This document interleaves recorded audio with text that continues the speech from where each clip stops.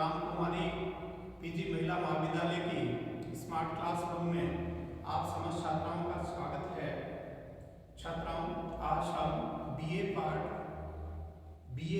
Part third paper first Asia geography का unit first का next topic सीखने का प्रयास कर रहे हैं। छात्राओं, हमने एशिया का अपवाह तंत्र ड्रेनेज सिस्टम ऑफ एशिया का part first and part second दो वीडियो पहले से हम अपलोड कर चुके हैं, हम सीख पाए हैं। आज वीडियो पार्ट थर्ड हम सीखने का प्रयास कर रहे हैं, जो हमने भी मेंशन किया है ताकि क्रम में कन्फ्यूजन नहीं बना रहे। जी हाँ, very most important interested topic है ये for the geography based student and without geography based students. और छात्राओं, competitor students without geography based जो स्टूडेंट है, उन्हें जो टॉपिक सबसे अधिक कंफ्यूज करता है वह है या तो जलवायु रहता है और या जो है अपवाह तंत्र कंफ्यूज करता है। परंतु जिस छात्रा ने क्लास में बैठकर सीखा है या डिस्टेंसिंग क्लास वीडियोग्राफिंग से जिसने पढ़ा है और राम कुमारी पीजी कॉलेज की स्मार्ट क्लासरूम के एनालिसिस में जिसने पढ़ा है, I present with confidence, don't have confusions.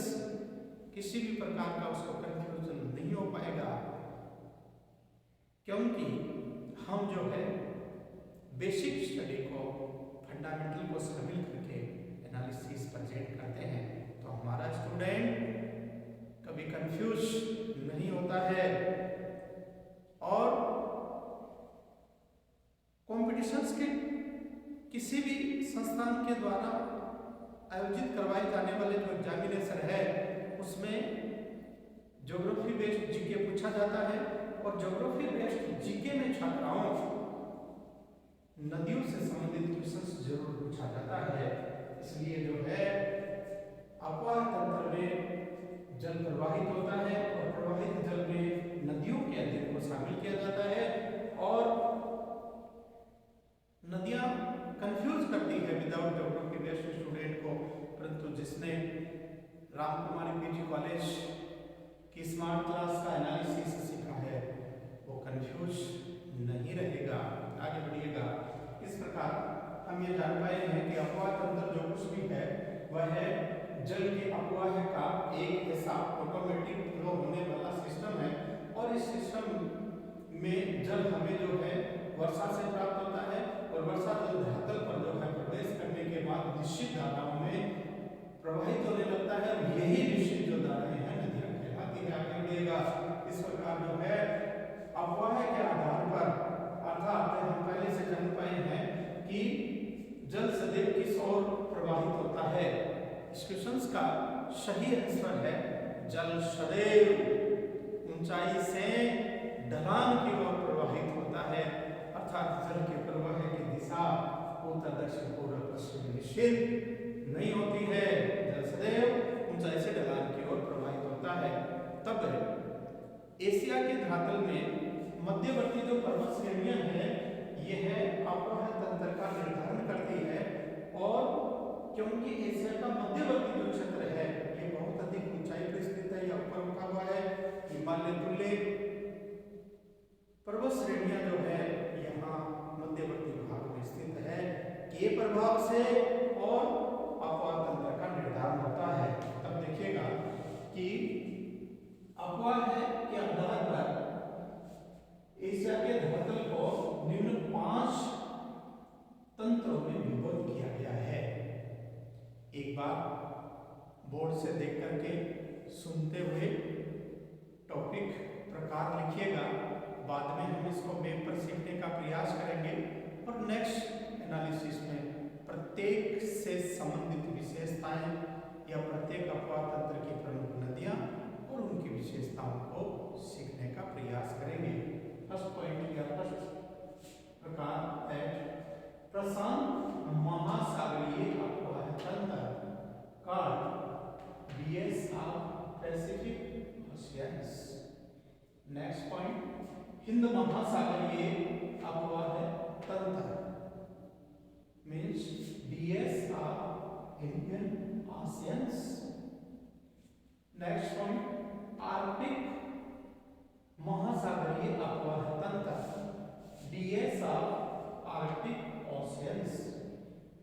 दूसरा नाम ले सकते हैं उत्तरी ध्रुवीय महासागरीय अपवाह तंत्र।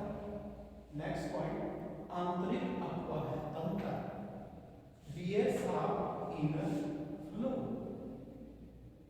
एंड नेक्स्ट एंड लास्ट प्रकार इसका जो है वह है भूमध्य सागरीय अपवाह तंत्र, DS ऑफ मेडिटेरेनियन सी।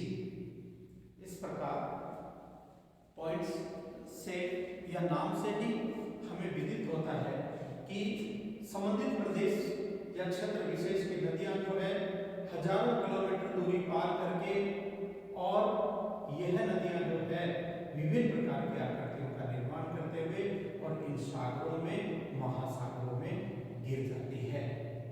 यदि हम इस एनालिसिस में मानचित्र के अनुसार हम इसे सीखने का प्रयास करेंगे, आप अपने नोट्स में ये पॉइंट्स लिखने के बाद आपको मैप मानचित्र भी बनाना है। वीडियो स्टॉप करते जाइएगा, संभव हो जूम करते जाइएगा और सही रूप में जो है मानचित्र को अपने नोटबुक में बनाइए। आगे बढ़िए। सबसे पहले देखिए हमें इंडेक्स के अकॉर्डिंग सीखना है। देखिए इंडेक्स में हमने कॉलम बनाया लेकिन खाली रखा है, क्यों?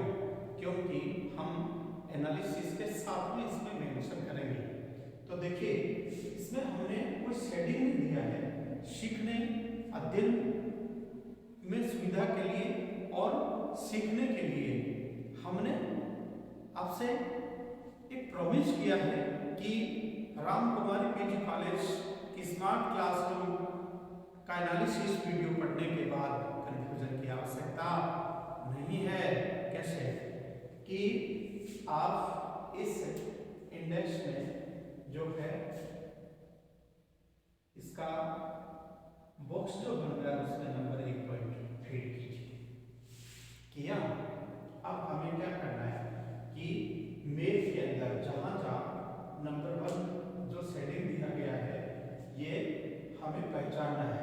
तो देखिए जो पूर्वी क्षेत्र है, ठीक, किसके तट पर स्थित है? प्रशांत महासागर के तट पर स्थित है।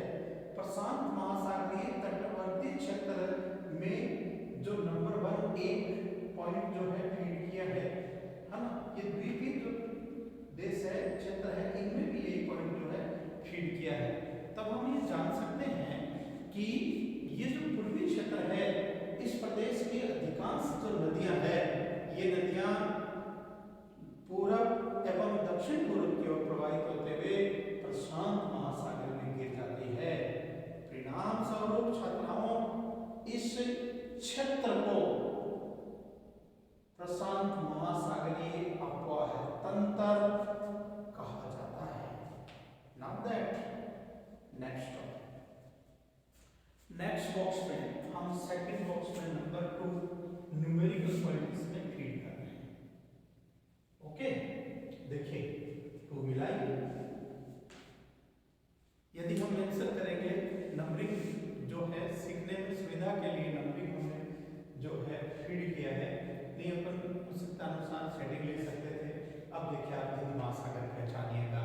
हिंद महासागर के उत्तर में स्थित जो ये समस्त जो भूभाग है अरब प्रायद्वीप का अधिकांश क्षेत्र इसमें शामिल है। भारत और भारत के पड़ोसी जो देश है उनका क्षेत्र इसमें जो शामिल है।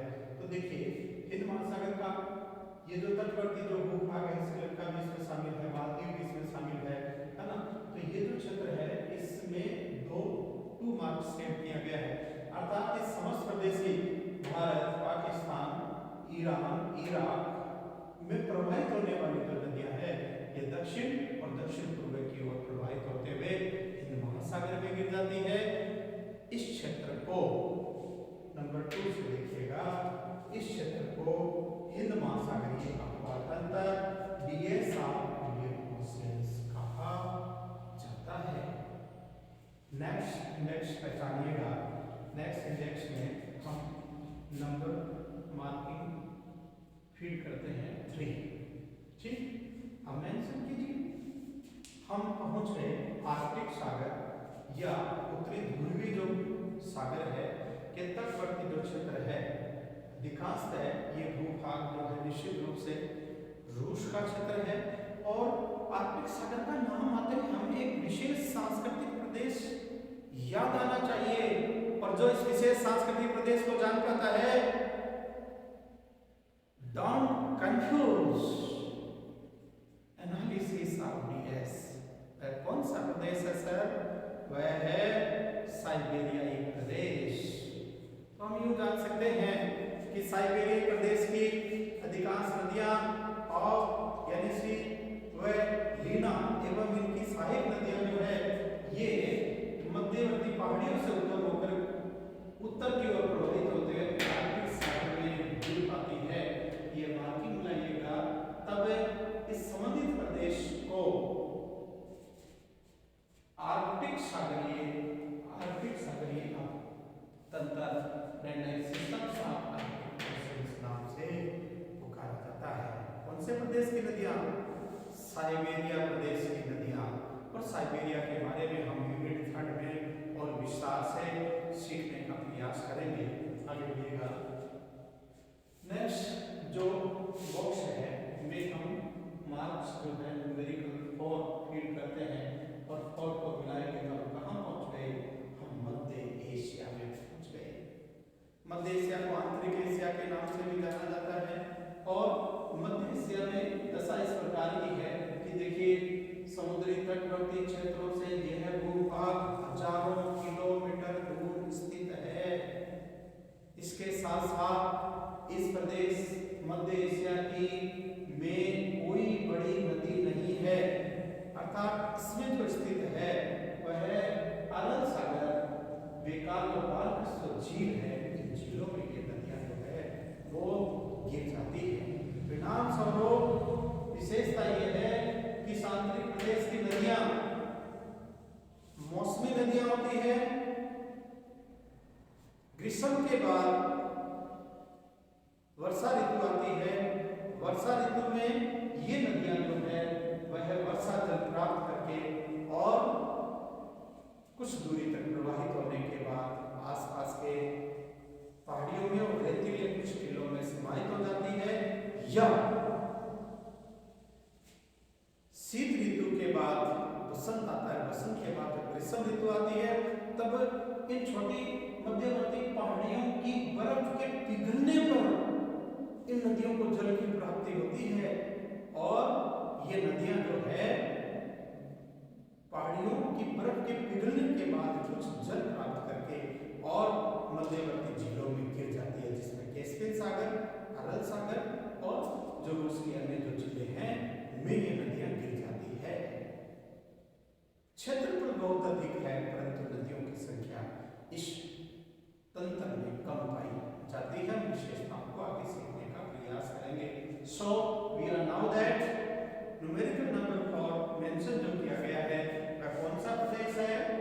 आंतरिक अपवाह तंत्र। आंतरिक अपवाह तंत्र की नदियां मौसमी होती है। इन्हें शीत ऋतु के बाद बसंत और ग्रीष्म में बर्फ के पिघलने पर या वर्षा ऋतु से कुछ जल प्राप्त होता है, से ये नदियां जो है प्रवाहित होती है। आसपास से की पहाड़ियों में प्रवाहित होने के बाद में ये नदियां जो है स्थानीय झीलों में गिरकर समाप्त हो जाती है। इसलिए छात्राओं ने इस क्षेत्र को, इस प्रदेश को आंतरिक अपवाह तंत्र, इनर फ्लो सिस्टम नाम प्रदान किया गया है। आगे बढ़िए। नेक्स्ट एंड लास्ट बॉक्स हमारे पास इंडेक्स में शेष है छात्राओं। इसमें हम मार्किंग करेंगे। नंबर न्यूमेरिकल 5 हमने मार्क कर दिया और हम मिलाएंगे। देखिए, हम पहुंच चुके हैं कैस्पियन सागर। कैस्पियन सागर का ये जो है पश्चिमी जो क्षेत्र है, इस पश्चिमी क्षेत्र में देखिए हम टर्की की ओर यहाँ से जब आगे बढ़ेंगे तब हम जान पाएंगे भूमध्य सागर। अर्थात इस प्रदेश में यहाँ की टॉरस और पॉन्टिक जो श्रेणियां हैं, और इन श्रेणियों और मध्य जो ये टर्की का जो पठार है, एशिया माइनर के नाम से प्राचीन में से जाना जाता था, से कुछ नदियां जो है भूमध्य सागर में गिर जाती है। अन्य कोई बड़ी नदियां इस प्रदेश में नहीं है। टर्की की कुछ नदियां जो है ये दोनों की पर्वत श्रेणियों से उद्गम होकर के भूमध्य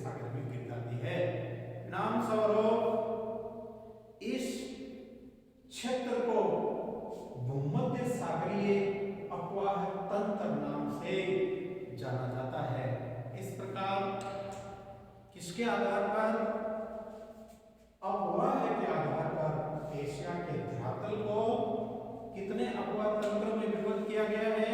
प्रमुख 5 अपवाह तंत्रों में विभक्त किया गया है और इन 5 अपवाह तंत्रों की अपनी अपनी भिन्न विशेषता पाई जाती है। हम इस मैप के बाद जो है एक एक प्रदेश तंत्र की विशेषताओं को और संबंधित तंत्र की नदियों को सीखने का प्रयास करेंगे और जब हम 5वें प्रदेश की तंत्र की नदियों की विशेषताओं को जान पाएंगे, तब तक ये समझ चुके होंगे कि संबंधित नदी का नाम लेते ही संबंधित अपवाह तंत्र का पता चलना चाहिए और अपवाह तंत्र का नाम आते ही बड़ी नदियां याद हो जानी चाहिए। हमें छात्रों इंतजार रहेगा आपके कमेंट्स का, जिसके आधार पर हम आवश्यक परिवर्तन कर सकेंगे। धन्यवाद।